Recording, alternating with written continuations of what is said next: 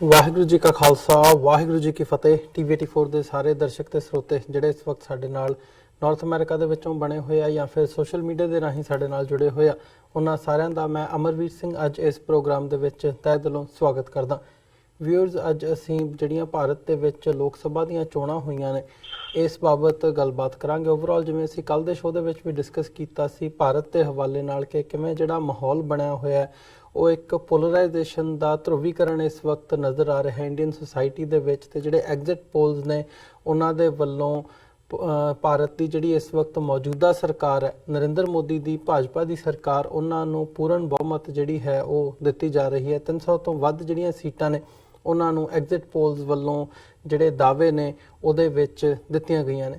ਸੋ ਅੱਜ ਜਿਹੜੀ ਸਾਡੀ ਗੱਲਬਾਤ ਦਾ ਫੋਕਸ ਹੋਊਗਾ ਉਹ ਪੰਜਾਬ ਦੀਆਂ ਜਿਹੜੀਆਂ ਸੀਟਾਂ ਨੇ, ਪੰਜਾਬ ਦੀਆਂ 13 ਸੀਟਾਂ ਤੇ ਅਸੀਂ ਧਿਆਨ ਕੇਂਦਰਿਤ ਕਰਾਂਗੇ ਤੇ ਖਾਸ ਤੌਰ ਤੇ ਪੰਥਕ ਨੁਕਤਾ ਨਿਗਾਹ ਤੋਂ ਗੱਲਬਾਤ ਕਰਨ ਦੀ, ਜਾਣਨ ਦੀ ਕੋਸ਼ਿਸ਼ ਕਰਾਂਗੇ ਕਿ ਅਸੀਂ ਜਿੱਥੇ ਸਾਡੀਆਂ ਧਿਰਾਂ ਦੀ ਗੱਲ ਆਉਂਦੀ ਹੈ ਉਹਨਾਂ ਦੀ ਫੇਲੀਅਰ ਕਿੱਥੇ ਲਾਈ ਕਰਦੀ ਹੈ ਤੇ ਇਸ ਵਕਤ ਪੰਜਾਬ ਦੀ ਜਿਹੜੀ ਸਿਆਸਤ ਹੈ ਉਹ ਕਿਸ ਦਿਸ਼ਾ ਦੇ ਵੱਲ ਨੂੰ ਜਾ ਰਹੀ ਹੈ ਤੇ ਪੰਜਾਬ ਦੀਆਂ 13 ਸੀਟਾਂ ਦੇ ਵਿੱਚ ਕਿਵੇਂ ਦੇ ਜਿਹੜੇ ਰੁਝਾਨ ਨੇ ਉਹ ਦੇਖਣ ਨੂੰ ਮਿਲ ਰਹੇ ਨੇ। ਸੋ ਇਸ ਸਾਰੀ ਗੱਲਬਾਤ ਦੇ ਲਈ ਅੱਜ ਸਾਡੇ ਨਾਲ ਦਲ ਖਾਲਸਾ ਦੇ ਪ੍ਰਧਾਨ ਸਰਦਾਰ ਹਰਪਾਲ ਸਿੰਘ ਚੀਮਾ ਸਾਡੇ ਨਾਲ ਪੰਜਾਬ ਤੋਂ ਫੋਨ ਲਾਈਨ ਤੇ ਬਣੇ ਨੇ। ਆਓ ਉਹਨਾਂ ਨਾਲ ਅੱਜ ਦੀ ਇਸ ਗੱਲਬਾਤ ਦੀ ਸ਼ੁਰੂਆਤ ਕਰਦੇ ਹਾਂ। ਹਾਂਜੀ ਚੀਮਾ ਸਾਹਿਬ, ਤੁਹਾਡਾ ਸਵਾਗਤ ਹੈ ਜੀ। ਵਾਹਿਗੁਰੂ ਜੀ ਕਾ ਖਾਲਸਾ ਵਾਹਿਗੁਰੂ ਜੀ ਕੀ ਫਤਿਹ ਜੀ। ਵਾਹਿਗੁਰੂ ਜੀ ਦਾ ਖਾਲਸਾ ਵਾਹਿਗੁਰੂ ਜੀ ਕੀ ਫਤਿਹ। ਧੰਨਵਾਦ ਜੀ। ਚੀਮਾ ਸਾਹਿਬ, ਸ਼ੁਰੂਆਤ ਕਰੀਏ। ਸ਼ੁਰੂਆਤੀ ਦੌਰ ਦੇ ਵਿੱਚ ਮੈਂ ਸਭ ਤੋਂ ਪਹਿਲਾਂ ਇਹੀ ਜਾਣਨਾ ਚਾਹੂੰਗਾ ਕਿ ਤੁਸੀਂ ਕੀ ਸਮਝਦੇ ਹੋ ਕਿ ਜਿਵੇਂ ਜਿਹੜੇ ਐਗਜ਼ਿਟ ਪੋਲਸ ਦੇ ਵਿੱਚ ਰੁਝਾਨ ਆਏ ਨੇ ਪੰਜਾਬ ਦੀਆਂ ਸੀਟਾਂ ਦੇ ਵਿੱਚ ਵੀ ਜੋ ਸਾਹਮਣੇ ਆਇਆ ਵੀ 9 ਤੋਂ 10 ਸੀਟਾਂ ਜਿਹੜੀਆਂ ਨੇ ਉਹ ਪੰਜਾਬ ਦੇ ਵਿੱਚ ਕਾਂਗਰਸ ਨੂੰ ਦਿੱਤੀਆਂ ਜਾ ਰਹੀਆਂ ਨੇ, 1 ਜਾਂ 2 ਅਕਾਲੀ ਦਲ ਭਾਜਪਾ ਦੇ ਖਾਤੇ ਦੇ ਵਿੱਚ ਤੇ 1 ਅੱਧੀ ਜਿਹੜੀ ਸੀਟ ਹੈ ਉਹ ਆਮ ਆਦਮੀ ਪਾਰਟੀ ਨੂੰ ਦਿੱਤੀ ਜਾ ਰਹੀ ਹੈ। ਤੁਸੀਂ ਕੀ ਸਮਝਦੇ ਹੋ ਕਿੰਨੇ ਕੁ ਵਾਜਬ ਜਾਂ ਜਾਇਜ਼ ਲੱਗਦਾ ਇਹ ਐਗਜ਼ਿਟ ਪੋਲ ਦਾ ਜਿਹੜਾ ਦਾਵਾ ਹੈ ਪੰਜਾਬ ਬਾਰੇ? ਨਹੀਂ, ਠੀਕ ਹੈ। ਪੋਲ ਦਾ ਦਾਵਾ ਜਿਹੜਾ ਬਿਲਕੁਲ ਠੀਕ ਹੈ। ਕਾਂਗਰਸ ਹੈ ਜਿਹੜੀ ਉਹ ਪਹਿਲਾਂ ਤੋਂ ਹੀ ਭਾਰੂ ਰਹੀ ਹੈ ਇਹਨਾਂ ਚੋਣਾਂ ਦੇ ਵਿੱਚ, ਔਰ ਮੈਨੂੰ ਲੱਗਦਾ ਹੈ ਕਿ ਜਿਹੜੀਆਂ 9-10 ਸੀਟਾਂ ਉਹ ਕਾਂਗਰਸ ਲੈ ਕੇ ਜਾਏਗੀ ਜੀ। 1-2 ਸੀਟਾਂ ਜਿਹੜੀਆਂ ਅਕਾਲੀ ਭਾਜਪਾ ਗੱਠਜੋੜ ਦੇ ਪਾਸੇ ਜਾ ਸਕਦੀਆਂ ਨੇ ਤੇ 1 ਅੱਧੀ ਸੀਟ ਹੈ ਜਿਹੜੀ ਆਮ ਆਦਮੀ ਪਾਰਟੀ ਨੂੰ ਲੈ ਕੇ ਜਾਈ ਜਾ ਸਕਦੀ ਹੈ ਜੀ। ਸੋ ਜੋ ਐਗਜ਼ਿਟ ਪੋਲ ਹੈ ਉਹ ਲੱਗਦਾ ਮਤਲਬ ਕਾਫੀ ਨੇੜੇ ਆ। ਜੋ ਰੁਝਾਨ ਨੇ ਜਿਸ ਤਰੀਕੇ ਨਾਲ ਵੋਟਾਂ ਪਈਆਂ ਨੇ ਉਸ ਹਿਸਾਬ ਦੇ ਨਾਲ ਤਾਂ ਇਸ ਤਰ੍ਹਾਂ ਹੀ ਲੱਗਦਾ ਹੈ ਜਿੱਦਾਂ ਉਹਨਾਂ ਨੇ ਐਗਜ਼ਿਟ ਪੋਲ ਦਿਖਾਏ ਹੈਗੇ ਆ। ਜੀ ਚੀਮਾ ਸਾਹਿਬ, ਜਿਵੇਂ ਪਿਛਲੇ ਸਮੇਂ ਦੇ ਵਿੱਚ ਲੋਕਾਂ ਦਾ ਰੁਝਾਨ ਰਿਹਾ ਹੈ ਵੀ ਅਕਾਲੀ ਦਲ ਬਾਦਲ ਨੂੰ, ਖਾਸ ਤੌਰ ਤੇ ਜਦੋਂ ਤੋਂ ਬਰਗਾੜੀ ਮੋਰਚੇ ਦੀ ਸ਼ੁਰੂਆਤ ਹੋਈ ਜਾਂ ਉਹਦੇ ਤੋਂ ਪਹਿਲਾਂ ਦਾ ਵੀ ਅਸੀਂ ਸਮਾਂ ਦੇਖਣਾ ਹੋਵੇ ਤਾਂ ਗੁਰੂ ਗ੍ਰੰਥ ਸਾਹਿਬ ਦੀ ਬੇਅਦਬੀ ਨੂੰ ਲੈ ਕੇ ਅਕਾਲੀ ਦਲ ਬਾਦਲ ਦਾ ਜਿਹੜਾ ਵਿਰੋਧ ਹੈ ਉਹ ਕਈ ਥਾਈਂ ਹੋਇਆ ਵੀ ਤੇ ਓਵਰਆਲ ਜੇ ਦੇਖਣ ਨੂੰ ਮੀਡੀਆ ਦੇ ਵਿੱਚ ਵੀ ਆਇਆ। ਉਹਦਾ ਕਿੰਨਾ ਕੁ ਅਸਰ ਇਸ ਸਾਰੇ ਪਾਰਟ ਦੇ ਵਿੱਚ ਚੋਣਾਂ ਦੇ ਵਿੱਚ ਨਜ਼ਰ ਆਇਆ ਤੇ ਕੀ ਸਮਝਦੇ ਹੋ ਕਿ ਉਸ ਫੈਕਟਰ ਨੇ ਕੋਈ ਕੰਮ ਕੀਤਾ ਜਾਂ ਨਹੀਂ? ਦੇਖੋ, ਪੰਥਕ ਮੁੱਦੇ ਤੇ ਖਾਸ ਕਰਕੇ ਪੰਜਾਬ ਦੇ ਮੁੱਦੇ, ਪਾਣੀਆਂ ਦਾ ਮੁੱਦਾ, ਪੰਜਾਬ ਦੇ ਹੱਕਾਂ ਦੀ ਗੱਲ ਹੈ ਜਿੱਥੋਂ ਤੱਕ ਹੈ, ਉਹ ਤੇ ਇਸ ਚੋਣਾਂ ਦੇ ਵਿੱਚ ਹੀ ਗਾਇਬ ਹੀ ਰਹੇ ਆ। ਕਿਸੇ ਵੀ ਪਾਰਟੀ ਨੇ ਇਹ ਗੱਲ ਕਹਿਣ ਦੀ ਕੋਸ਼ਿਸ਼ ਨਹੀਂ ਕੀਤੀ ਕਿ ਪਾਣੀਆਂ ਦਾ ਕਿੱਦਾਂ ਅਸੀਂ ਤੁਹਾਨੂੰ ਲੈ ਕੇ ਦੇ ਸਕਦੇ ਹਾਂ, ਉਹਦਾ ਕੀ ਹੱਲ ਪੰਜਾਬ ਦੇ ਲੋਕਾਂ ਤੱਕ ਦਿਆਂਗੇ। ਤੇ ਜਿਹੜੀ ਗੱਲ ਰਹੀ ਹੈ ਆਪਸ ਦੇ ਵਿੱਚ ਇਹਨਾਂ ਦੀ ਕਨਵੈਂਸਿੰਗ ਦੀ, ਇੱਕ ਦੂਜੇ ਦੇ ਉੱਤੇ ਇਹਨਾਂ ਦੀ ਦੂਸ਼ਣਬਾਜ਼ੀ, ਇਲਜ਼ਾਮਬਾਜ਼ੀ ਹੈ ਜਿਹੜੀ ਉਹੀ ਰਹੀ ਹੈ। ਹਾਂ, ਕਾਂਗਰਸ ਨੇ ਇਹਨੂੰ ਮੁੱਦਾ, ਬੇਅਦਬੀ ਨੂੰ ਕਾਂਗਰਸ ਨੇ ਮੁੱਦਾ ਬਣਾਉਣ ਦੀ ਕੋਸ਼ਿਸ਼ ਕੀਤੀ ਆ ਔਰ ਹਮੇਸ਼ਾ ਮਤਲਬ ਉਹਨਾਂ ਦੇ ਜਿੰਨੇ ਵੀ ਭਾਸ਼ਣ ਸੀਗੇ ਤੇ ਜਿੰਨੇ ਵੀ ਉਹਨਾਂ ਦੇ ਸਟਾਰ ਪ੍ਰਚਾਰਕ ਆਏ ਨੇ ਪੰਜਾਬ ਦੇ ਵਿੱਚ, ਅਸੀਂ ਉਹਨੂੰ ਸੰਬੋਧਨ ਕੀਤਾ, ਉਹਨਾਂ ਸਾਰਿਆਂ ਨੇ ਬੇਅਦਬੀ ਦਾ ਮੁੱਦਾ ਹੈ ਜਿਹੜਾ ਉਠਾਉਣ ਦੀ ਕੋਸ਼ਿਸ਼ ਕੀਤੀ ਹੈ। ਕਿਤੇ ਨਾ ਕਿਤੇ ਜ਼ਰੂਰ ਮੁੱਦਾ, ਇਹਦਾ ਪ੍ਰਭਾਵ ਹੈ ਜਿਹੜਾ ਵੋਟਾਂ ਦੇ ਵਿੱਚ ਦੇਖਣ ਦੇ ਲਈ ਮਿਲੇਗਾ ਜ਼ਰੂਰ। ਅਕਾਲੀਆਂ ਨੂੰ ਇਹਦਾ ਨੁਕਸਾਨ ਤੇ ਹਰ ਹੱਦ ਦੇ ਵਿੱਚ ਹੋਏਗਾ ਹੀ ਹੋਏਗਾ ਥੋੜਾ ਬਹੁਤਾ। ਪਰ ਡਿਵੈਲਪਮੈਂਟ ਦੀ ਗੱਲ ਹੈ ਜਿਹੜੀ ਅਕਾਲੀ ਕਰਦੇ ਰਹੇ ਆ ਵੀ ਅਸੀਂ ਬਹੁਤ ਡਿਵੈਲਪਮੈਂਟ ਪੰਜਾਬ ਦੇ ਵਿੱਚ ਕੀਤੀ ਆ, ਤੇ ਇੱਕ ਕਾਂਗਰਸ ਦੇ ਉੱਤੇ ਲਾਉਂਦੇ ਰਹੇ ਪੰਜਾਬ ਦੇ ਕਾਂਗਰਸ ਨੇ ਝੂਠ ਬੋਲ ਕੇ ਪਿਛਲੀਆਂ ਜਿਹੜੀਆਂ ਵਿਧਾਨ ਸਭਾ ਦੀਆਂ ਚੋਣਾਂ ਸੀ ਉਹਦੇ ਚ ਝੂਠੇ ਲਾਰੇ ਲਾ ਕੇ ਝੂਠੇ ਲੋਕਾਂ ਨੂੰ ਮਤਲਬ ਸੁਪਨੇ ਦਿਖਾ ਕੇ ਤੇ ਗੁਟਕਾ ਗੁਟਕਾ ਸਾਹਿਬ ਤੇ ਹੱਥ ਰੱਖ ਕੇ ਜੇ ਉਹ ਬੇਅਦਬੀ ਦੀ ਗੱਲ ਕਰਦੇ ਸੀ ਕਾਂਗਰਸ ਦੀ, ਤਾਂ ਉਹ ਗੁਟਕੇ ਦੀ ਗੱਲ ਕਰਦੇ ਸੀ ਵੀ ਇਹਨੇ ਵੀ ਬੇਅਦਬੀ ਕੀਤੀ ਹੈ ਗੁਟਕੇ ਦੀ, ਇਹਨੇ ਗੁਟਕਾ ਹੱਥ ਦੇ ਵਿੱਚ ਫੜ ਕੇ ਗੁਟਕਾ ਸਾਹਿਬ ਦੀ ਕਸਮ ਖਾਧੀ ਕਿ ਮੈਂ ਜਿਹੜਾ ਪੰਜਾਬ ਦੇ ਵਿੱਚ ਨਸ਼ਾ ਖਤਮ ਕਰੂੰਗਾ, ਕਿ ਨਸ਼ਾ ਉਸੇ ਤਰੀਕੇ ਨਾਲ ਵਿਕ ਰਿਹਾ। ਜੀ ਮਤਲਬ ਜਿਹੜੀ ਇਲੈਕਸ਼ਨ ਦਾ ਮੇਨ ਪੰਜਾਬ ਦੇ ਵਿੱਚ ਸੀਗਾ ਉਹ ਇਹੀ ਰਿਹਾ ਕਿ ਇੱਕ ਦੂਜੇ ਤੇ ਇਲਜ਼ਾਮਬਾਜ਼ੀ, ਕਿ ਇੱਕ ਦੂਜੇ ਨੇ ਜਿਹੜੀਆਂ ਮੈਨੀਫੈਸਟੋ ਦਿੱਤਾ ਸੀ ਉਹਨਾਂ ਨੇ ਬਿਲਕੁਲ ਪੂਰਾ ਨਹੀਂ ਕੀਤਾ, ਕਰਜ਼ੇ ਮਾਫ ਨਹੀਂ ਕੀਤੇ ਹੈਗੇ, ਔਰ ਇਹਨਾਂ ਨੇ ਝੂਠ ਦਿਖਾ ਕੇ ਵੋਟਾਂ ਹਾਸਲ ਕੀਤੀਆਂ ਨੇ ਤੇ ਸਰਕਾਰ ਬਣਾਈ ਹੈ। ਇਹ ਅਕਾਲੀ ਦਲ ਦਾ, ਕਾਂਗਰਸੀਆਂ ਦਾ, ਆਮ ਆਦਮੀ ਪਾਰਟੀ ਦਾ ਵੀ ਇਹੀ ਦੋਸ਼ ਹੈਗਾ ਆਪਣਾ ਕਾਂਗਰਸ ਦੇ ਉੱਤੇ ਕਿ ਕਾਂਗਰਸ ਨੇ ਸਰਕਾਰ ਬਣਾਈ ਹੈ। ਸੋ ਪਰਸਨਲ ਇਲਜ਼ਾਮਬਾਜ਼ੀਆਂ ਦਾ ਦੌਰ ਹੈ ਜਿਹੜਾ ਜੀ ਉਹ ਜ਼ਿਆਦਾ ਭਾਰੂ ਰਿਹਾ।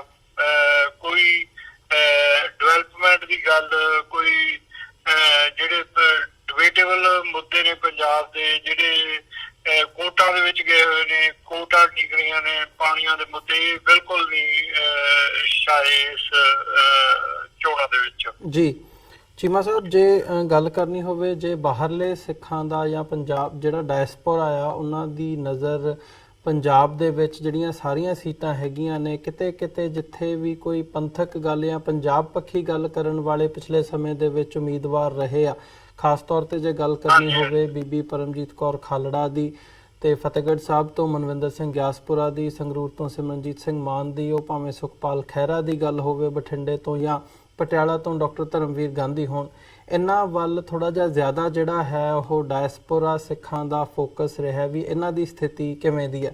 ਸੋ ਜੇ ਇਹ ਸਵਾਲ ਤੁਹਾਨੂੰ ਪੁੱਛਣਾ ਹੋਵੇ ਵੀ ਇਹਨਾਂ ਦੀ ਸਥਿਤੀ ਕੀ ਦੇਖਦੇ ਹੋ, ਕਿੰਨੀਆਂ ਕੁ ਵੋਟਾਂ ਮਿਲਣ ਦੀ ਉਮੀਦ ਨਜ਼ਰ ਆਉਂਦੀ ਹੈ?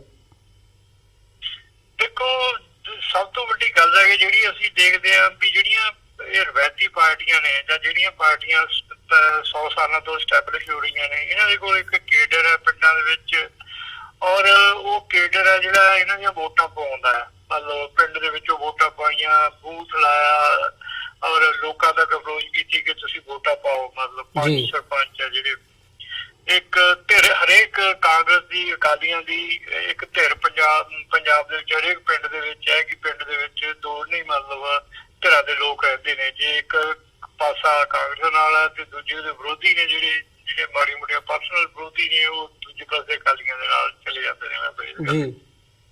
ਜਿਹੜੇ ਆਪਣੇ ਜਿੱਦਾਂ ਬੀਬੀ ਪਰਮਜੀਤ ਕੌਰ ਖਾਲੜਾ, ਮਨਵਿੰਦਰ ਸਿੰਘ ਗਿਆਸਪੁਰਾ ਹੋਇਆ, ਧਰਮਵੀਰ ਗਾਂਧੀ ਹੋਇਆ, ਦੇਖੋ ਉਹਨਾਂ ਨੂੰ ਇਸ ਵੋਟਾਂ ਦੇ ਵਿੱਚ ਵੋਟਾਂ ਦੇ ਬਹੁਤ ਜ਼ਿਆਦਾ ਪੈਣਗੀਆਂ। ਮਤਲਬ ਲੱਗਦਾ ਵੀ ਭਰਵੀਆਂ ਵੋਟਾਂ ਪੈਣਗੀਆਂ।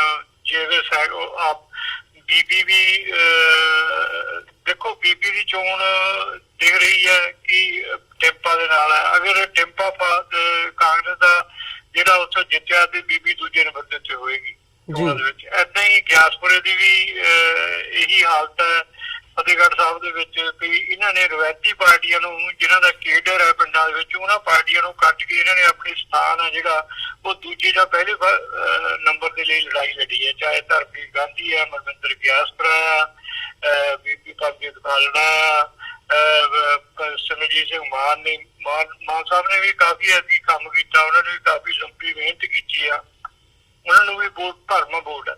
ਬੈਂਕ ਵੋਟਾਂ ਦੀ ਜਿਹੜੀ ਉਹਨਾਂ ਨੂੰ ਪੈਣਗੀਆਂ ਵੋਟਾਂ।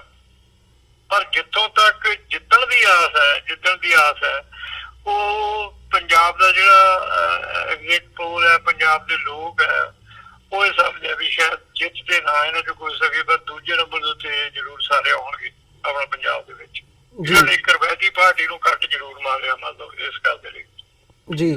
ਉਹ ਜੇਕਰ ਤੁਸੀਂ ਪੁੱਛੋ ਵੀ ਇਹ ਕਿਉਂ ਮਤਲਬ ਇੱਕ ਸਵਾਲ ਬਣਦਾ ਵੀ ਕਿਉਂ ਨਹੀਂ ਮਤਲਬ ਇਹਨਾਂ ਦੀਆਂ ਇੱਕ ਜਸਵੰਤ ਸਿੰਘ ਖਾਲੜਾ ਦੀ ਆਪਣੀ ਕੁਰਬਾਨੀ ਹੈ, ਇੱਕ ਕਿਉਂ ਨਹੀਂ ਵੋਟਾਂ ਦਾ ਰੁਝਾਨ ਹੈ ਜਿਹੜਾ ਵੋਟਾਂ ਦਾ ਵੋਟਿੰਗ ਪੈਂਦੀ ਕਿੱਦਾਂ, ਇਹ ਇੱਕ ਸਿਸਟਮ ਹੈ। ਇਹ ਸਿਸਟਮ ਹੈਗਾ, ਇਹ ਕੇਡਰ ਦਾ ਜਿਹੜਾ ਵੋਟ ਪਾਉਂਦਾ ਹੈ, ਜਿਹੜਾ ਰਵਾਇਤੀ ਪਾਰਟੀਆਂ ਦਾ ਕੇਡਰ, ਇਹਨਾਂ ਕੋਲ ਕੇਡਰ ਨਹੀਂ ਹੁੰਦਾ।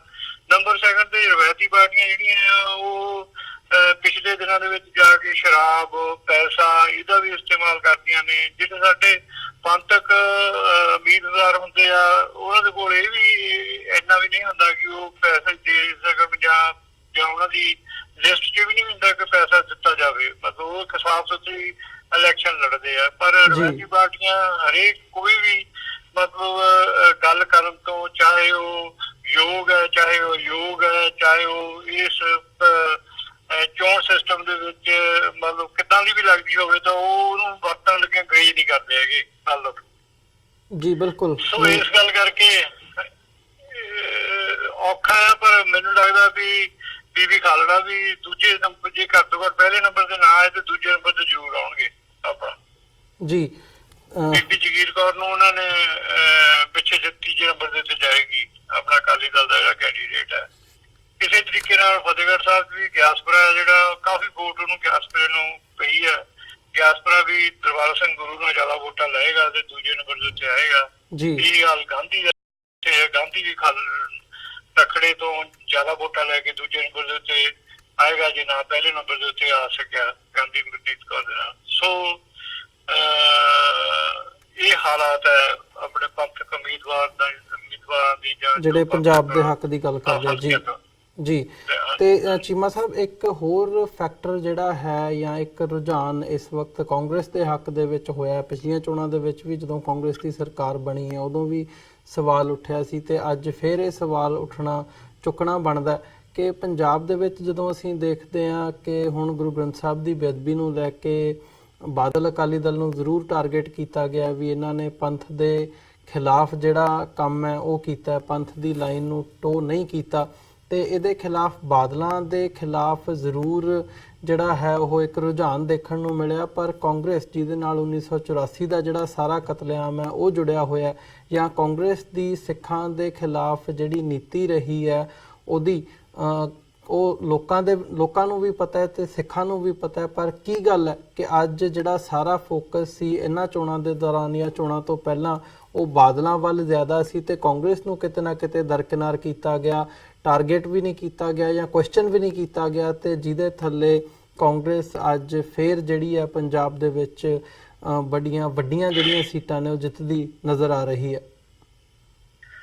ਦੇਖੋ, ਇੱਕ ਤਾਂ ਜਿਹੜਾ ਇਹ 1984 ਦਾ ਮਤਲਬ ਸਬਸੇ ਕਤਲੇਆਮ ਹੈ, ਦਰਬਾਰ ਸਾਹਿਬ ਦੇ ਉੱਤੇ ਹਮਲਾ ਹੈ ਕਾਂਗਰਸ ਪਾਰਟੀ ਵੱਲੋਂ ਜੋ ਵੀ ਉਸ ਸਮੇਂ ਹੋਇਆ, ਇਹਦਾ ਲੰਬਾ ਬਹੁਤ ਹੋ ਗਿਆ ਹੈ। ਹੁਣ ਇਹ ਲੰਬੇ ਹੋਣ ਦੇ ਵਿੱਚ ਹਰੇਕ ਸਾਲ ਹੀ ਪਿਛਲੇ 25-30 ਸਾਲਾਂ ਤੋਂ ਮਤਲਬ 32-35 ਸਾਲਾਂ ਤੋਂ ਇਹੀ ਮੁੱਦਾ ਪੰਜਾਬ ਦੇ ਵਿੱਚ ਚੋਣਾਂ ਦੇ ਵਿੱਚ ਹਮੇਸ਼ਾ ਅਕਾਲੀ ਦਲ, ਬਾਦਲ ਤੇ ਭਾਜਪਾ ਗੱਠਜੋੜ ਇਹਨਾਂ ਨੂੰ ਇਹੀ ਯੂਜ਼ ਕਰਦਾ ਹੈ ਕਿ ਇਹਨਾਂ ਨੇ 84 ਦੇ ਵਿੱਚ ਅਟੈਕ ਕੀਤਾ। ਜੀ ਦੇਖੋ, ਉਹ ਕੋਈ ਗੱਲ ਜ਼ਿਆਦਾ ਤੋਂ ਜ਼ਿਆਦਾ ਕਹੀ ਜਾਂਦੀ ਹੋਵੇ, ਉਹਨੂੰ ਜ਼ਿਆਦਾ ਵਾਰ ਕਹੋ, ਮਤਲਬ ਉਹਦਾ ਜਿਹੜਾ ਅਸਲੀ ਲੋਕਾਂ ਦੇ ਉੱਤੇ ਅਸਰ ਹੁੰਦਾ, ਜਿਸ ਅਸਰ ਦੇ ਨਾਲ ਲੋਕਾਂ ਨੇ ਅਸਰ ਕਬੂਲ ਕੇ ਮਤਲਬ ਆਪਣਾ ਕੋਈ ਚੀਜ਼ ਡਿਸਾਈਡ ਕਰਨੀ ਹੁੰਦੀ ਹੈ, ਕੋਈ ਵੋਟ ਡਿਸਾਈਡ ਕਰਨੀ ਹੁੰਦੀ ਹੈ, ਉਹ ਅਸਰ ਘੱਟ ਜਾਂਦਾ।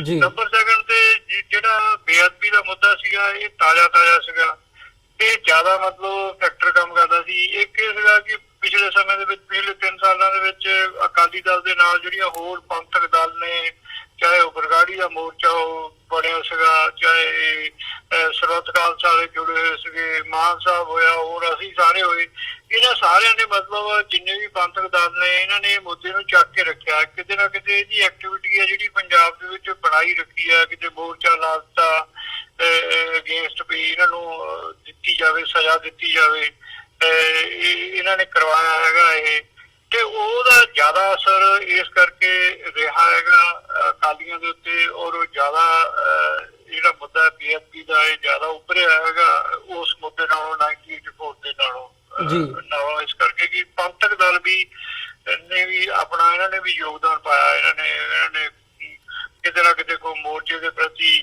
ਕਿਤੇ ਪ੍ਰੋਟੈਸਟ ਰੱਖਦਾ, ਕਿਤੇ ਅਕਾਲੀਆਂ ਦੇ ਉੱਤੇ ਪ੍ਰੋਟੈਸਟ ਰੱਖ ਦਿੱਤਾ। ਸੋ ਇਹ ਗੱਲ ਵੀ ਜ਼ਿਆਦਾ ਪ੍ਰਭਾਵੀ ਰਹੀ ਆ। ਜੀ ਚੀਮਾ ਸਾਹਿਬ, ਜਿਵੇਂ ਤੁਸੀਂ ਗੱਲ ਕੀਤੀ ਹੈ ਵੀ ਇਸ ਇਸ਼ੂ ਨੂੰ ਲੈ ਕੇ, ਬੇਅਦਬੀਆਂ ਦੇ ਇਸ਼ੂ ਨੂੰ ਲੈ ਕੇ ਹੀ ਜੇ ਪਿਛਲੇ 2-3 ਸਾਲਾਂ ਦਾ ਟਾਈਮ ਪੀਰੀਅਡ ਦੇਖਣਾ ਹੋਵੇ, ਤੁਸੀਂ ਵੀ ਗੱਲ ਕੀਤੀ ਹੈ, ਬਰਗਾੜੀ ਮੋਰਚੇ ਦੀ ਵੀ ਗੱਲ ਤੁਸੀਂ ਕੀਤੀ ਹੈ, ਤੇ ਇਹ ਕੀ ਕਾਰਨ ਹੈ ਕਿ ਅਸੀਂ ਕੋਈ ਜਿਹੜਾ ਥਰਡ ਫਰੰਟ ਹੈ ਜਾਂ ਇਸ ਦੇ ਵਿੱਚੋਂ ਵੀ ਰੈਦਰ ਦੈਨ ਜੇ ਬਾਦਲਾਂ ਦੇ ਵਿਰੋਧ ਦੇ ਵਿੱਚ ਗੱਲ ਤੁਰੀ ਹੈ ਤੇ ਉਹਨੂੰ ਮਤਲਬ ਜੇ ਪੰਥਕ ਉਮੀਦਵਾਰ ਨੇ ਜਿਹੜੇ ਉਹ ਕਿਉਂ ਨਹੀਂ ਆਪਣਾ ਇੱਕ ਪਲੇਟਫਾਰਮ ਕ੍ਰੀਏਟ ਕਰ ਸਕੇ ਜਾਂ ਕਿਉਂ ਨਹੀਂ ਉਹ ਉਮੀਦ ਦੇ ਸਕੇ ਪੰਜਾਬ ਦੇ ਲੋਕਾਂ ਨੂੰ ਕਿ ਅਸੀਂ ਪੰਥਕ ਹਿੱਤਾਂ ਦੀ ਗੱਲ ਕਰਦਿਆਂ ਵੀ ਜਿਹੜੀ ਪੰਜਾਬ ਦੀ ਸਿਆਸਤ ਹੈ ਉਹਦੇ ਉੱਤੇ ਭਾਰੂ ਹੋ ਸਕਦੇ ਆ। ਉਹਦੇ ਵਿੱਚ ਕੀ ਕਮੀ ਰਹੀ ਕਿ ਅੱਜ ਫੇਰ ਜਿਹੜੀ ਗੱਲ ਉਹ ਅਕਾਲੀ ਭਾਜਪਾ ਹੋਵੇ ਜਾਂ ਦੂਜੀ ਧਿਰ ਕਾਂਗਰਸ, ਇਹਨਾਂ ਦੋਵਾਂ ਦੇ ਕੋਲ ਹੀ ਜਿਹੜੀ ਪੰਜਾਬ ਦੀ ਸਿਆਸਤ ਹੈ ਉਹ ਜਾਂਦੀ ਦਿਖ ਰਹੀ ਹੈ? ਬਿਲਕੁਲ ਤੁਹਾਡੀ ਗੱਲ ਠੀਕ ਹੈ ਵੀ ਜਿਹੜੀਆਂ ਦੂਜੀਆਂ ਧਿਰਾਂ ਨੇ, ਜਿਹੜੇ ਚਾਹੇ ਉਹ ਖਹਿਰਾ ਗਰੁੱਪ ਹੋਵੇ, ਸਿਮਰਜੀਤ ਬੈਂਸ ਦਾ ਗਰੁੱਪ ਹੈਗਾ, ਮਾਨ ਸਾਹਿਬ ਨੇ, ਜਿਹੜੇ ਦੂਜੇ ਪੰਜਾਬ ਦੇ ਲੋਕਾਂ ਦੀ ਗੱਲ ਕਰਦੇ ਆ ਜਾਂ ਪੰਜਾਬ ਦੀਆਂ ਮੰਗਾਂ ਦੀ ਗੱਲ ਕਰਦੇ ਆ, ਉਹ ਕਿਉਂ ਨਹੀਂ ਆਪਣਾ ਕੋਈ ਨਾ ਕੋਈ ਪਲੇਟਫਾਰਮ ਬਣਾ ਸਕੇ? ਐਕਚੁਅਲੀ ਮੈਂ ਸਮਝਦਾ ਵੀ ਲੀਡਰਸ਼ਿਪ ਬਹੁਤ ਬੰਦਿਆਂ ਦੇ ਹੱਥ ਦੇ ਵਿੱਚ ਹੈ, ਐਕਟਰ ਬਹੁਤ ਨੇ, ਬਾਹਲੇ ਜ਼ਿਆਦਾ ਐਕਟਰ ਹੋਣ ਕਰਕੇ ਜਿਹੜੀ ਗੱਲ ਹੈ ਉਹ ਕਿਸੇ ਪਾਸੇ ਬਣਦੀ ਨਹੀਂ। ਇੱਕ ਦੂਜਾ ਨੰਬਰ ਦੇ ਉੱਤੇ ਇਹ ਆ ਵੀ ਬਰਗਾੜੀ ਮੋਰਚਾ ਜਿਹੜਾ ਉਹਦੇ ਜਿਹੜਾ ਜਦੋਂ ਖਤਮ ਹੋਇਆ, ਉਹ ਬਰਗਾੜੀ ਮੋਰਚਾ ਇਹਨਾਂ ਨੇ ਉਹਦਾ ਐਂਡ ਕੀਤਾ, ਉਹ ਉਦੋਂ ਵੀ ਬਹੁਤ ਜ਼ਿਆਦਾ ਰੌਲਾ ਪਿਆ ਇਸ ਗੱਲ ਦਾ ਕਿ ਬਰਗਾੜੀ ਮੋਰਚਾ ਨਹੀਂ ਸੀ ਚੁੱਕਿਆ ਜਾਣਾ ਚਾਹੀਦਾ, ਇਹ ਰੱਖਿਆ ਜਾਣਾ ਚਾਹੀਦਾ ਸੀ, ਇਹ ਇੱਕ ਬਣ ਸਕਦਾ ਸੀਗਾ ਕੋਈ ਨਾ ਕੋਈ। ਜਿੰਨਾ ਚਿਰ ਬਰਗਾੜੀ ਮੋਰਚਾ ਰਿਹਾ ਉਹਨਾਂ ਚਿਰ ਇਹਨਾਂ ਨੇ ਕੋਸ਼ਿਸ਼ ਨਹੀਂ ਕੀਤੀ ਵੀ ਕੋਈ ਏਦਾਂ ਦੀ ਧਿਰ ਜਿਹੜੀ ਸਾਰਿਆਂ ਨੂੰ ਜੋੜ ਕੇ, ਸਾਰਿਆਂ ਨੂੰ ਨਾਲ ਲਾ ਕੇ ਕੋਈ ਕਮੇਟੀ ਬਣਾ ਲਈ ਜਾਵੇ ਜਿਹੜੀ ਪੰਜਾਬ ਦੇ ਵਿੱਚ ਆਉਂਦੀਆਂ ਚੋਣਾਂ ਨੂੰ ਮੁੱਖ ਰੱਖ ਕੇ ਕੋਈ ਉਹਦੇ ਤੇ ਕੰਮ ਕਰੇ।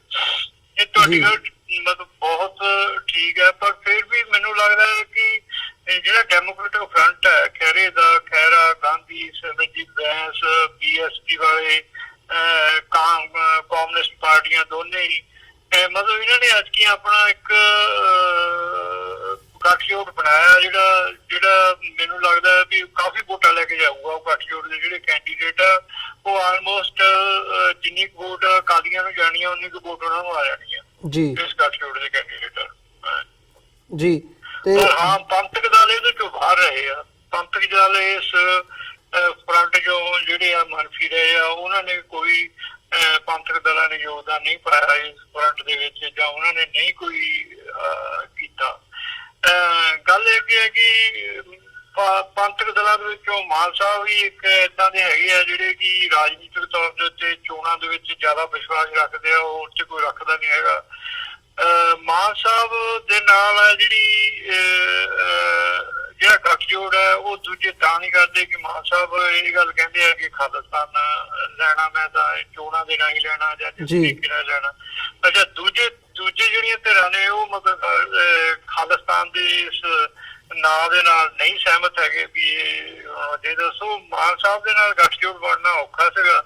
ਦੂਜੀਆਂ ਧਿਰਾਂ ਏਦਾਂ ਦੀ ਕੋਈ ਪੰਥਕ ਧਿਰਾਂ ਮੂਹਰੇ ਆਈਆਂ ਨਹੀਂ ਜਿਹੜੀਆਂ ਅਸੀਂ ਚੋਣਾਂ ਦਾ ਬਾਈਕਾਟ ਕਰਕੇ ਕਰਦੇ ਹਾਂ, ਜਾਂ ਸਾਡੇ ਨਾਲ ਚੰਗੇ ਸਾਰਿਆਂ ਦੇ ਸੰਬੰਧ ਹੁੰਦੇ ਆ, ਬੋਲਚਾਲ ਵੀ ਚੰਗੀ ਆ, ਮਤਲਬ ਆਪਸ ਵਿੱਚ ਮਿਲਦੇ ਗਿਲਦੇ ਵੀ ਚੰਗੇ ਆ, ਤੇ ਉਹ ਸਮਝਦੇ ਵੀ ਆ ਵੀ ਤੁਸੀਂ ਠੀਕ ਗੱਲ ਕਰਦੇ ਹੋ। ਪਰ ਸਾਡਾ ਚੋਣਾਂ ਦੇ ਪ੍ਰਤੀ ਜੋ ਨਜ਼ਰੀਆ ਸੀਗਾ, ਅਸੀਂ ਇਹ ਸਮਝਦੇ ਹਾਂ ਵੀ ਭਾਰਤ ਸਿਸਟਮ ਦੇ ਵਿੱਚ ਚੋਣਾਂ ਜਿਹੜੀਆਂ ਨੇ ਉਹ ਨਾ ਤਾਂ ਪੰਜਾਬ ਦੀ ਕੋਈ ਮੰਗ ਨੂੰ ਠੀਕ ਕਰ ਸਕਦੀਆਂ, ਨਾ ਪੰਜਾਬ ਦੇ ਲੋਕਾਂ ਨੂੰ ਕੋਈ ਇਨਸਾਫ ਲੈ ਕੇ ਦੇ ਸਕਦੀਆਂ ਨੇ, ਨਾ ਪੰਜਾਬ ਦੇ ਵਿੱਚੋਂ ਜਿਹੜਾ ਪੰਜਾਬ ਸਾਡਾ ਏਜੰਡਾ ਹੈ ਆਜ਼ਾਦੀ ਦਾ ਏਜੰਡਾ, ਜਿੱਦਾਂ ਸਿਮਰਜੀਤ ਮਾਨ ਸਾਹਿਬ ਦਾ ਵੀ ਆ, ਅਸੀਂ ਉਹਨਾਂ ਨੂੰ ਵੀ ਮਤਲਬ ਇਹੀ ਗੱਲ ਕਹਿੰਦੇ ਹਾਂ ਕਿ ਜਿਹੜਾ ਤੁਹਾਡਾ ਏਜੰਡਾ ਹੈ, ਜਿਹੜਾ ਖਾਲਿਸਤਾਨ ਦਾ ਤੁਹਾਡਾ ਸੁਪਨਾ ਹੈ, ਉਹ ਚੋਣਾਂ ਚੋਂ ਨਹੀਂ ਨਿਕਲ ਸਕਦਾ ਕਦੇ ਵੀ ਇਹਨਾਂ ਦੇ ਵਿੱਚੋਂ।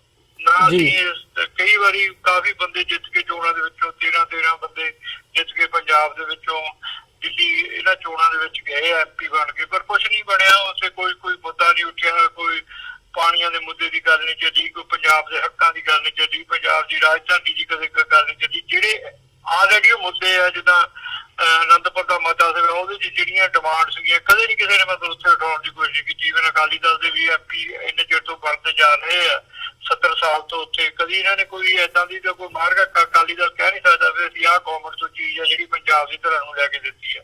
ਜੀ ਤੇ ਇਸ ਵਿੱਚ ਜੇ ਚੀਮਾ ਸਾਹਿਬ ਪੰਜਾਬ ਦੇ ਲੋਕਾਂ ਦੀ ਗੱਲ ਕਰਨੀ ਹੋਵੇ ਤਾਂ ਜਿੱਥੇ ਅਸੀਂ ਥਰਡ ਫਰੰਟ ਦੇਣ ਦੀ ਧਿਰਾਂ ਦੀ ਗੱਲ ਕੀਤੀ ਆ ਵੀ ਪੰਥਕ ਧਿਰਾਂ ਜਾਂ ਪੰਥਕ ਪਲੇਟਫਾਰਮ ਨਹੀਂ ਕ੍ਰੀਏਟ ਹੋ ਸਕਿਆ, ਉਹਦੇ ਤੁਸੀਂ ਕਾਰਨਾਂ ਬਾਰੇ ਵੀ ਆਪਣੇ ਵਿਚਾਰ ਸਾਂਝੇ ਕੀਤੇ ਆ। ਕਿ ਲੋਕਾਂ ਦੇ ਵਿੱਚ ਉਹ ਰੁਝਾਨ ਨਜ਼ਰ ਆਉਂਦਾ ਹੈ ਵੀ ਜੇ ਪੰਥਕ ਪਲੇਟਫਾਰਮ ਪ੍ਰੋਵਾਈਡ ਕੀਤਾ ਜਾਵੇ ਲੋਕਾਂ ਨੂੰ ਉਮੀਦ ਦਿਖਾਈ ਜਾਵੇ ਤੇ ਲੋਕ ਪੰਥਕ ਵਿਚਾਰਾਂ ਦੇ ਨਾਲ ਜਾਂ ਇਸ ਏਜੰਡੇ ਦੇ ਨਾਲ ਸਹਿਮਤ ਹੋ ਕੇ ਪੰਜਾਬ ਦੀ ਸਿਆਸਤ ਦੇ ਵਿੱਚ ਇਸ ਏਜੰਡੇ ਦੇ ਨਾਲ ਖਲੋਣਗੇ, ਪੰਥਕ ਏਜੰਡੇ ਦੇ ਨਾਲ? ਬਿਲਕੁਲ, ਜੇ ਮੰਨ ਲਓ ਜੇ ਪੰਥਕ ਪਲੇਟਫਾਰਮ, ਪੰਥਕ ਦੇ ਨਾਲ ਜਾਂ ਜਿਹੜੇ ਲੋਕ ਪੰਜਾਬ ਦੇ ਹੱਕਾਂ ਦੀ, ਪੰਜਾਬ ਪੰਜਾਬ ਦੀ ਖੁਦਮੁਖਤਿਆਰੀ ਦੀ ਗੱਲ ਕਰਦੇ ਆ, ਜਿਵੇਂ ਗਾਂਧੀ ਪੰਜਾਬ ਦੀ ਕਹਿੰਦਾ ਵੀ ਜਦ ਤੱਕ ਇਹਨੂੰ ਪੰਜਾਬ ਨੂੰ ਖੁਦਮੁਖਤਿਆਰੀ ਨਹੀਂ ਮਿਲਦੀ ਹੈਗੀ ਉਦੋਂ ਤੱਕ ਅਸੀਂ ਆਪਣੇ ਜਿਹੜੇ ਪੰਜਾਬ ਦੇ ਲੋਕਾਂ ਨੂੰ ਇਨਸਾਫ ਨਹੀਂ ਲੈ ਕੇ ਦੇ ਸਕਦੇ। ਇਹੀ ਖਹਿਰਾ ਜ਼ਿਆਦਾ ਕਹਿੰਦਾ ਹੈ ਵੀ ਜਿਹੜਾ ਸੈਂਟਰ ਗਵਰਨਮੈਂਟ ਹੈ ਉਹ ਪੰਜਾਬ ਨੂੰ ਕੁਛ ਨਹੀਂ ਦਿੰਦੀ, ਜਿੰਨਾ ਵੀ ਸਾਡਾ ਹੁਣ ਤੱਕ ਚੋਰੀ ਹੋਇਆ ਮਸਲਾ ਉਹ ਸਾਰਾ ਸੈਂਟਰ ਗਵਰਨਮੈਂਟ ਦੀ ਬੇਈਮਾਨੀ ਦੇ ਨਾਲ ਚੋਰੀ ਹੋਇਆ। ਅਗਰ ਇਹ ਧਿਰਾਂ ਤੇ ਪੰਜਾਬ 'ਚ ਪੰਥਕ ਧਿਰਾਂ ਜੇ ਇਕੱਠੀਆਂ ਹੋ ਕੇ ਕੋਈ ਨਾ ਕੋਈ ਪਲੇਟਫਾਰਮ ਲੋਕਾਂ ਨੂੰ ਮੁਹੱਈਆ ਕਰਾਉਣ ਤੇ ਵਿਸ਼ੱਤ ਹੈ ਕਿ ਲੋਕ ਜ਼ਰੂਰ ਇਹਨਾਂ ਦਾ ਸਾਥ ਦੇਣਗੇ ਔਰ ਉਹ ਪੰਜਾਬ ਦੀ ਕਮਾਨ ਹੈ ਉਹ ਉਹਨਾਂ ਦੇ ਹੱਥਾਂ ਦੇ ਵਿੱਚ ਆ ਸਕਦੀ ਹੈ। ਜੀ ਚੀਮਾ ਸਾਹਿਬ, ਤੁਹਾਡਾ ਬਹੁਤ-ਬਹੁਤ ਧੰਨਵਾਦ। ਤੁਸੀਂ ਆਪਣਾ ਸਮਾਂ ਕੱਢਿਆ ਤੇ ਸਾਡੇ ਨਾਲ ਵਿਚਾਰਾਂ ਦੀ ਸਾਂਝ ਪਾਈ ਹੈ। ਅੱਜ ਦੇ ਸ਼ੋਅ ਦੇ ਵਿੱਚ ਇੱਥੇ ਇਜਾਜ਼ਤ ਚਾਹਾਂਗੇ ਜੀ। ਬਹੁਤ-ਬਹੁਤ ਧੰਨਵਾਦ। ਫਤਿਹ ਦੀ ਸਾਂਝ ਪਾਈ ਅੰਤ ਦੇ ਵਿੱਚ। ਵਾਹਿਗੁਰੂ ਜੀ ਕਾ ਖਾਲਸਾ, ਵਾਹਿਗੁਰੂ ਜੀ ਕੀ ਫਤਿਹ। ਵਾਹਿਗੁਰੂ ਜੀ ਕੀ ਫਤਿਹ ਜੀ। ਵਿਊਅਰਸ, ਉਮੀਦ ਕਰਦੇ ਹਾਂ ਕਿ ਅੱਜ ਦੀ ਸਾਡੀ ਇਹ ਗੱਲਬਾਤ ਦਲ ਖਾਲਸਾ ਦੇ ਪ੍ਰਧਾਨ ਸਰਦਾਰ ਹਰਪਾਲ ਸਿੰਘ ਚੀਮਾ ਹੋਰਾਂ ਦੇ ਨਾਲ ਤੁਹਾਨੂੰ ਜ਼ਰੂਰ ਪਸੰਦ ਆਈ ਹੋਵੇਗੀ। ਪੰਜਾਬ ਦੀ ਸਿਆਸਤ, ਪੰਜਾਬ ਦੇ ਵਿੱਚ ਜਿਹੜੀਆਂ ਵੋਟਾਂ ਪਈਆਂ ਨੇ ਉਹਨਾਂ ਦੇ ਵਿੱਚ ਜਿਹੜੇ ਰੁਝਾਨ ਨੇ ਵੱਖ-ਵੱਖ ਪਹਿਲੂਆਂ ਤੋਂ ਉਹਦੇ 'ਤੇ ਗੱਲਬਾਤ ਕੀਤੀ ਹੈ। ਤੇ ਚੀਮਾ ਸਾਹਿਬ ਦਾ ਮੰਨਣਾ ਹੈ ਵੀ ਪੰਥਕ ਏਜੰਡੇ ਨੂੰ ਮੁੱਖ ਰੱਖ ਕੇ ਕਿ ਜਿਹੜਾ ਇਹ ਇੱਕ ਤਰਾਸਦੀ ਹੈ ਕਿ ਪਲੇਟਫਾਰਮ ਕੋਈ ਨਹੀਂ ਕ੍ਰੀਏਟ ਹੋ ਸਕਿਆ, ਪਰ ਉਮੀਦ ਹਜੇ ਕਾਇਮ ਹੈ ਤੇ ਜੇ ਲੋਕਾਂ ਨੂੰ ਏਜੰਡਾ ਦਿੱਤਾ ਜਾਵੇ, ਲੋਕਾਂ ਨੂੰ ਉਮੀਦ ਨਜ਼ਰ ਆਵੇ ਤੇ ਪੰਜਾਬ ਦੇ ਲੋਕ ਪੰਥਕ ਏਜੰਡੇ ਦੇ ਨਾਲ ਜ਼ਰੂਰ ਖਲੋਣਗੇ। ਸੋ ਇਹਨਾਂ ਹੀ ਸ਼ਬਦਾਂ ਦੇ ਨਾਲ ਅੱਜ ਦੇ ਸ਼ੋਅ ਦੇ ਵਿੱਚ ਇੱਥੇ ਤੁਹਾਡੇ ਕੋਲੋਂ ਅਸੀਂ ਇਜਾਜ਼ਤ ਚਾਹਾਂਗੇ। ਜਾਂਦੇ ਤੁਹਾਡੇ ਚਰਨਾਂ ਦੇ ਵਿੱਚ ਬੇਨਤੀ ਕਰਦੇ ਹਾਂ, TV84 ਨੂੰ, ਇਸ ਪਲੇਟਫਾਰਮ ਨੂੰ ਅੱਗੇ ਵਧਾਉਣ ਦੇ ਲਈ ਸਾਨੂੰ ਤੁਹਾਡੀ ਸਹਾਇਤਾ ਦੀ ਲੋੜ ਹੈ। TV84 ਨੂੰ ਡੋਨੇਟ ਕਰਨ ਦੇ ਲਈ ਤੁਸੀਂ ਸਾਡੀ ਵੈਬਸਾਈਟ www.tv84.tv ਤੇ ਜਾ ਕੇ ਤੁਸੀਂ ਸਾਨੂੰ ਡੋਨੇਟ ਕਰ ਸਕਦੇ ਹੋ ਤੇ ਮੰਥਲੀ ਡੋਨੇਸ਼ਨਸ ਦੇ ਲਈ ਪਲੇਜ ਕਰ ਸਕਦੇ ਹੋ। ਜੇ ਚੈੱਕ ਰਾਹੀਂ ਡੋਨੇਸ਼ਨਸ ਭੇਜਣੀਆਂ ਚਾਹੁੰਦੇ ਹੋ ਤਾਂ TV84 ਦੇ ਨਾਂ ਦਾ ਚੈੱਕ ਬਣਾ ਕੇ ਤੁਸੀਂ ਸਾਨੂੰ ਸਾਡੇ ਐਡਰੈਸ ਤੇ ਵੀ ਮੇਲ ਕਰ ਸਕਦੇ ਹੋ। 3601 37th ਐਵਨਿਊ, ਲੌਂਗ ਆਈਲੈਂਡ ਸਿਟੀ, ਨਿਊਯਾਰਕ 11101। ਵੈਬਸਾਈਟ ਇੱਕ ਵਾਰ ਫਿਰ ਦੱਸਦੇ ਹਾਂ, www.tv84.tv। ਇਸੇ ਦੇ ਨਾਲ ਵਿਊਅਰਸ, ਅਸੀਂ ਅੱਜ ਦੇ ਪ੍ਰੋਗਰਾਮ ਦੇ ਵਿੱਚ ਤੁਹਾਡੇ ਕੋਲੋਂ ਇੱਥੇ ਇਜਾਜ਼ਤ ਚਾਹਾਂਗੇ। ਦੁਬਾਰਾ ਫਿਰ ਕੱਲ ਨੂੰ ਤੁਹਾਡੇ ਨਾਲ ਮੁਲਾਕਾਤ ਹੋਵੇਗੀ। ਤਦ ਤੱਕ ਲਈ ਇਜਾਜ਼ਤ ਦਿਓ ਜੀ। ਵਾਹਿਗੁਰੂ ਜੀ ਕਾ ਖਾਲਸਾ, ਵਾਹਿਗੁਰੂ ਜੀ ਕੀ ਫਤਿਹ।